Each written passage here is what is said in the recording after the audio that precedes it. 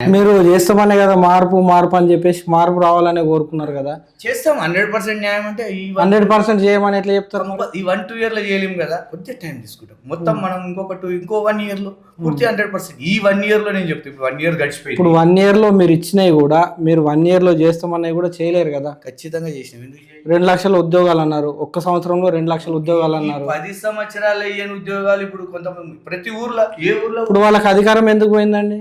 వాళ్ళు చేయలేరనే కదా. చేయలేరనే పోయింది. మరి మీరు చేస్తారని వచ్చి మీరు కరెక్ట్ మీరు కూడా హామీలు నిలబెట్టుకోకపోతే? ఖచ్చితంగా చేస్తున్నాం. ప్రతి ఊర్లో చూడండి, ఇప్పుడు ఎవరు లేని విద్యార్థులు, ఇప్పుడు మన టీచర్స్, నేను పోయినా మా ఊరికి పోయినా, మా అమ్మ వాళ్ళ ఊరికి పోయినా, మా అత్తగారు ఊరికి పోయినా, మా ఊర్లో 4 వచ్చినాయి జాబులు, మా ఊర్లో 4. రెడ్డిలకు వచ్చినాయండి, బీసీలకు అన్యాయం జరుగుతుంది అంటున్నారు. అది కూడా ఏం లేదు.